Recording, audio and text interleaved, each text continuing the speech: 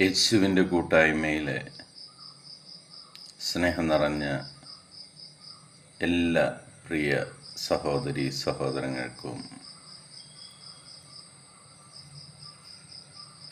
ദൈവവചനം ശ്രവിച്ചുകൊണ്ട് ദൈവത്തോടൊപ്പം ആയിരുന്നുകൊണ്ട് അതിരാവിലെ തന്നെ ദൈവസന്നിധിയിൽ പ്രാർത്ഥിച്ചുകൊണ്ട്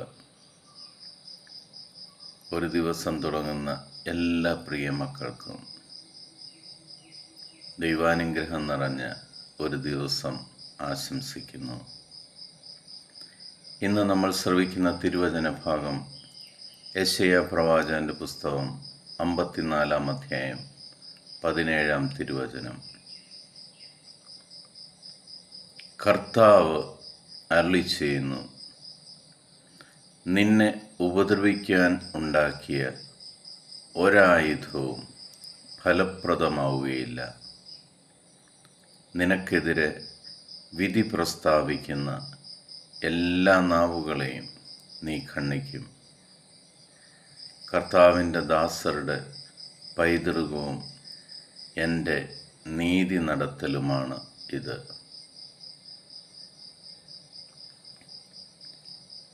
ദൈവസന്നിധിയിലായിരിക്കുന്ന പ്രിയ മക്കളെ, ദൈവം നമുക്ക് ശക്തമായൊരു വാഗ്ദാനം നൽകുകയാണ്.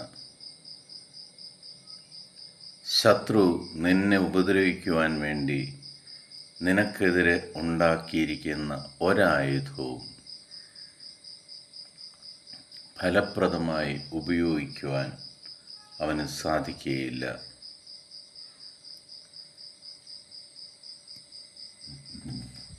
ആരെല്ലാം നിനക്കെതിരെ നാവുകൊണ്ട് വിധി പ്രസ്താവിക്കാൻ ഒരുങ്ങിയാലും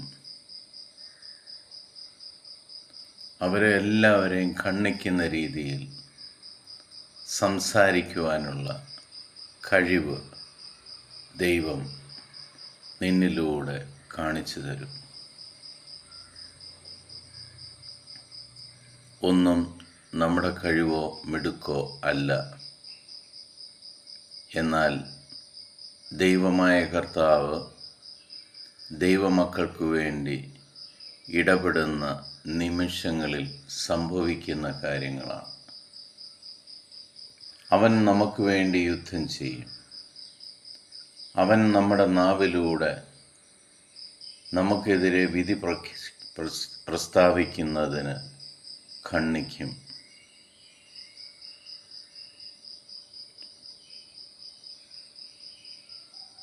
നമ്മുടെ ജീവിതം ദൈവസന്നിധിയിൽ അനുഗ്രഹപ്രദമായി മാറുവാൻ നമുക്ക് പ്രത്യേകം പ്രാർത്ഥിക്കാം.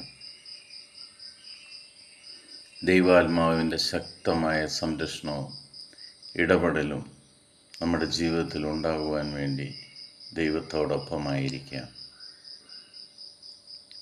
പിതാവായ ദൈവത്തിൻ്റെയും പുത്രനായ യേശുക്രിസ്തുവിൻ്റെയും പരിശുദ്ധാത്മാവിൻ്റെയും കൃപയും അനുഗ്രഹവും സമാധാനവും എപ്പോഴും നിങ്ങളുടെ കൂടെ ഉണ്ടായിരിക്കട്ടെ. ഇന്നത്തെ ദിവസം നിങ്ങൾക്ക് അനുഗ്രഹമുള്ള ദിവസമായി മാറട്ടെ. നിങ്ങളുടെ എല്ലാ പ്രയാസങ്ങളുടെ മേലും കർത്താവ് ഇന്ന് ഇടപെട്ട് അതിന് ശാശ്വത പരിഹാരം കാണിച്ചു തരട്ടെ.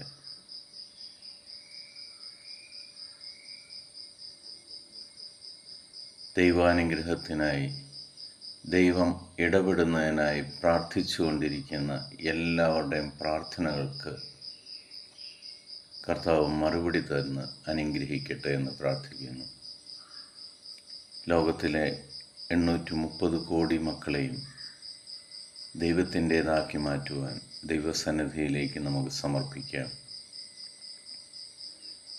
ലോകസമാധാനത്തിന് വേണ്ടി നമുക്ക് പ്രാർത്ഥിക്കാം.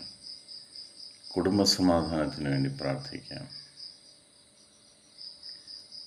എൻ്റെ കർത്താവും രക്ഷകനും നാഥനും ദൈവവുമായ കാരുണ്യവാനായ യേശുക്രിസ്തുവിൻ്റെ സമാധാനം സന്തോഷത്തോടുകൂടി നിങ്ങൾക്ക് ഞാൻ പങ്കുവയ്ക്കുന്നു. ഈശോ മിശിഹായ്ക്ക് സ്തുതിയായിരിക്കട്ടെ.